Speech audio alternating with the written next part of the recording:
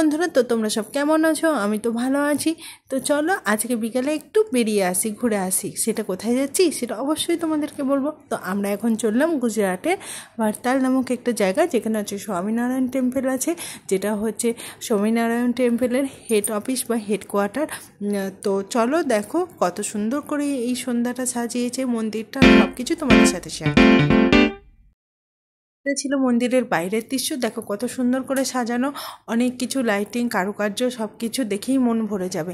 আর মন্দিরের বাইরে কিন্তু খাবার দাবারের কোনো অভাব নেই, সব কিছু গুজরাটি খাবার এখানে পাওয়া যায়। ফুচকা, তারপরে এখানে ফাফড়া, এইসব। আর এই খাবারটার নাম আমিও ঠিক জানি না, পাওভাজি এইসব আর কি। আর দেখো মন্দিরটা কত আলো ঝকমক ঝকমক করছে, বেশ খুব সুন্দর কিন্তু লাগছিল সন্ধ্যাটা। আর সপরিবারে সবাই মিলে গেছি, আরোই বিকালটা আরোই সুন্দর হয়ে উঠেছিল।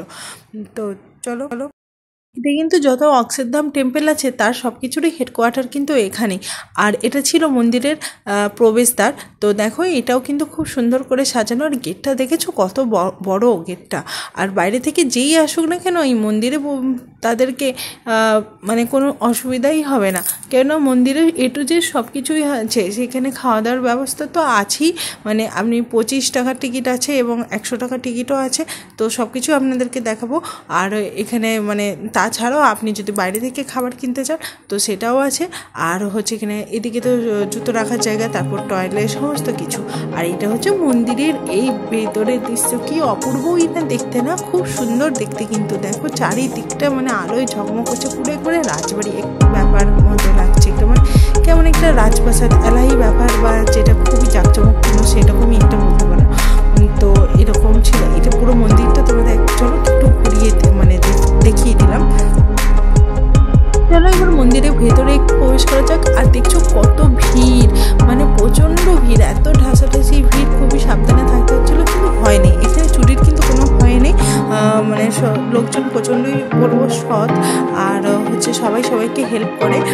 আর এখানে দেখো শিব বাবাজিকে, ছোট্ট শিব বাবাজিকে কি কিউট লাগছে না? আমি এই ফটোটাও তুলে নিয়েছি।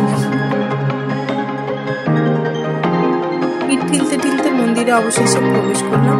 আর সঙ্গে যে কারুকার্য, ছোট ছোট যে কারুকার্যের ছবিগুলো রয়েছে সেগুলো ছবি করে সেগুলোও তুলে তোমাদের সামনে উপস্থিত করলাম। তো দেখো খুবই ভালো লাগবে। আর এইটা হচ্ছে মানে মন্দিরে এই 6:15 টাইমে সন্ধ্যাবেলা আরতি হয়, তো সেই জন্য আরও এই সময়টা ভিড় ছিল। আর এটা হচ্ছে মন্দিরের ভেতরে মানে ভগবানের এটা মূর্তি।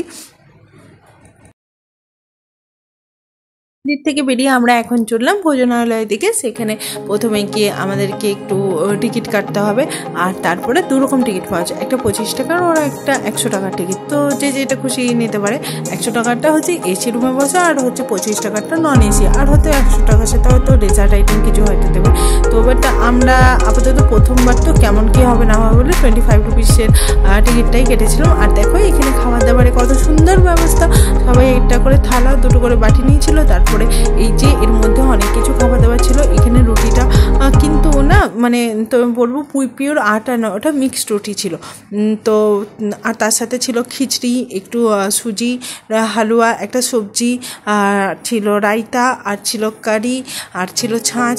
এগুলো মানে যে যতবার খুশি কিন্তু খেতে পারে।